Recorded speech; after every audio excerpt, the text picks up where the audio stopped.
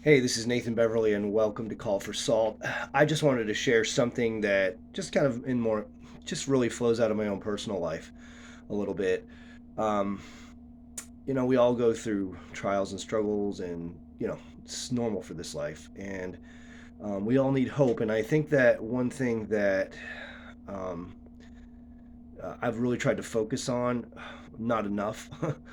I'm definitely fall short of this because it's a hard topic, but when I discuss the political issues and the church's need to be salt and light, there's a lot of negative, especially when you look at the political world. But I've tried to make it a theme in my videos that Jesus is our hope. That ultimately, at the end of the day, we win, right? we all get to heaven. There is a king. There is a that is better than all the political systems of this world. He will have a kingdom that is perfect, and it all gets made right. And that is a great hope that we have. And I was having my devotions, and this one devotional I was reading out of. I have a here, I'll show you. This is one devotional I use a lot. It's called Day by Day with the Day by Day with the English Puritans. It's just writings from English Puritans about Christ and about spiritual topics, and they broke it down into day by days. And there was this one. Let me just. There was this, and I'm not directly quoting or anything from this article, but it just really got me thinking and just focusing on this idea of hope, and it's called Hope's Voice, and it's written by Thomas Adams. Now it just got me really thinking about hope, and it was just the whole point was about Jesus being our hope, and Jesus. There's a song by Casting Crowns called "The Voice of Truth," and the whole point of that is that Jesus is the voice of truth. He says, this is. It says, there's a line in that song that says Jesus. Sorry, that says, um, "This is for my glory. This is for my glory." That's one of the things that the voice of truth says. And the ultimate point is that Jesus is our only voice of truth. Jesus is the truth. His word is truth. And God is truth in everything he says. So that's the only thing that we hold on to as far as what is true versus everything else that's told to us in the world. And the same thing goes for hope. Jesus is our voice of hope. Um, I began to dwell on this and just thinking about all the ways that he is. At the end of the day, we win.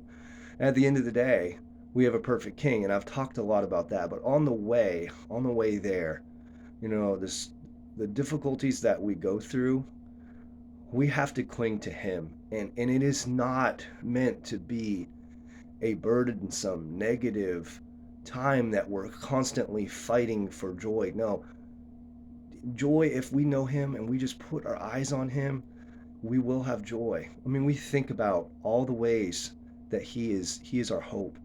you know Fundamentally, I think of some of the pictures in the Bible that remind me that Jesus is my hope. And I think of how our salvation and no good, no blessing, no joy, nothing would be possible without Jesus Christ. He is the grounds of our salvation. In Hebrews 6, you know how it talks about he is the anchor, hope, he is the hope. He is the anchor, which is the anchor of the soul, and is specifically speaking about Jesus Christ. The whole book of Hebrews preceding that is about how Jesus is better. Jesus is better than the angels. Jesus is better than the old covenant. He's better than all of the things in the Old Testament that were a foreshadow of him. The whole Bible was about him. And he is better. And he is the hope. He is the anchor of the soul. So whenever we're tempted to stray left or to the right, not politically, but just to go astray from him and from just stability in our lives, from stability that would want to instability that would want to cause us to worry and to go things our own way and to try to make things happen our own way and to have our own strength. Jesus Christ is that steadying force. He is the beautiful one that transcends above it all. When we fix our eyes upon him, when we really look at who he is and what he's done for us, and what he's doing every day for us. I think of Hebrews, another thing in Hebrews. He don't not only died for us, but he is continually the reason why he never leaves us nor forsakes us, and the reason why our salvation is cannot be lost is not just because we're sealed by the power of the Holy Spirit, which we know that from Ephesians, but also because Jesus, it says he ever lives to make intercession for us.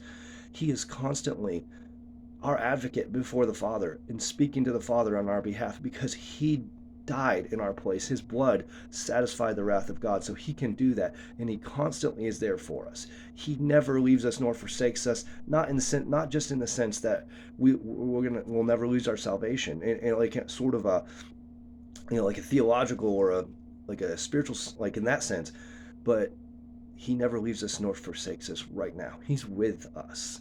What did I was reading in Joshua as well? What did it say to Joshua? It says, "Be strong and of good courage. Fear not, neither be dismayed, for the Lord thy God is with you, whithersoever or wherever you go." Wherever you go, he's with you. Even in the Old Testament, those that knew God had this close relationship, and he was with them. God's presence, he wanted to know that he wanted to be with his people, and Jesus Christ is the fulfillment of that. He is with you if you know him today. Whatever you're going through, he's with you. Don't go to the right hand or to the left. Don't don't get off. Put your focus on him, and you can find rest and peace in him. When he said, "Take my yoke upon you and learn of me, for my yoke is easy and my burden is light." When you have Jesus, it makes things lighter. It makes things feel lighter. Whatever you're going through, it might be a very difficult thing, but you can actually sing through joy and peace that is past understanding when you put your heart and your mind on Jesus and who he is. And that's what I'm trying to do when I go through things in life. God, it doesn't mean it's easy, but it's a lot easier. And God gives us that strength through Jesus Christ. I think about the foundation. I talked about the foundation, and just one other thing I would want to point out.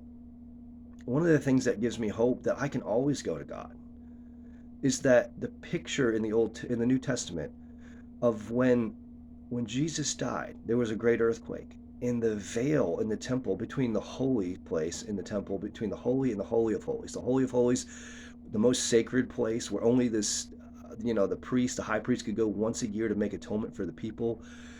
Even he had to do everything so carefully or he would die going into that place, because that represented the very presence of God, um, being in a place of covering the sins of the people, and how why sin has made that divide, that curtain between us and God. And that curtain was like inches, I think it was like something like 6 inches thick. And that literally, this is just, I love this. This is so awesome, because that curtain literally tore into when that earthquake happened, when Jesus died. That's a miracle. I mean, it wasn't just earthquakes just don't tear things like that. No, they can cause damage, but it literally tore all the way up, right up in half. And that was a very strong, message from God that separation between you and God is now is now no more through Jesus Christ because of his death on our behalf.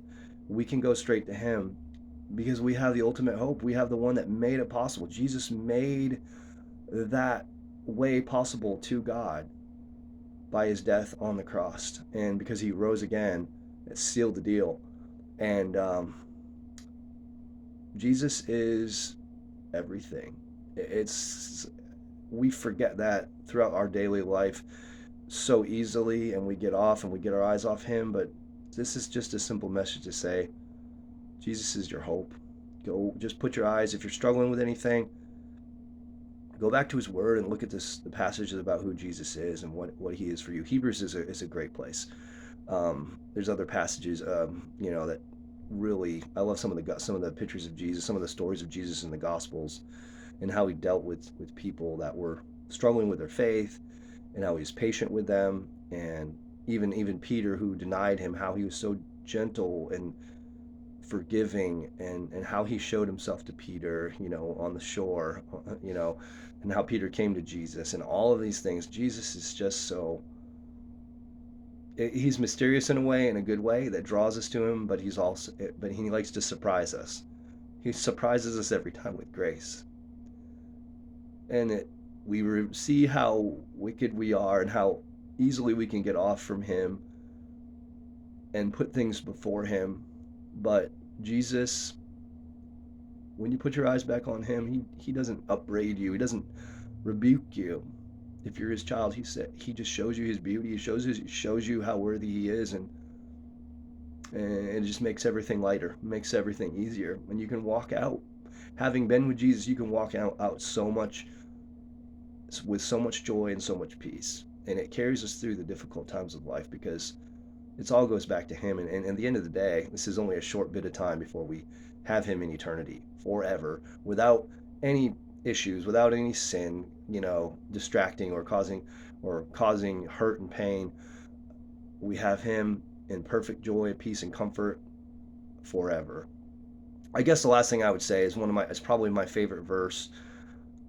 As far as well, it's hard to say it's my favorite verse, but Ephesians 2:7 says that in the ages to come, he will pour out the riches of his grace on us through Jesus Christ. Talking about the Father. He not only saved us, because we know what Ephesians talks about salvation a lot, but he not only saved us, but his purpose in also in saving us was to have a relationship with us where he's not done pouring out his grace through Jesus Christ on the cross and just saving us and bringing us to heaven. He's going to pour out his grace in the key, and it's not just in general. He's going to pour it out through Jesus Christ. We will be worshiping him, but the most amazing, humbling thing, it blows my mind. I can't even understand because we're not worthy of it by anything that we do, but he loves us so much that he wants to show that mercy. He wants to pour out that grace on us continually throughout eternity. So we will be worshiping him. He will be loving us forever. And that's the kind of God I serve. That's the kind of God I want to serve. That's the only God that's ever worthy of my worship. And I praise him and give him glory today. I hope that can encourage you. And remember, Jesus is your voice of hope. Listen to that voice. God bless.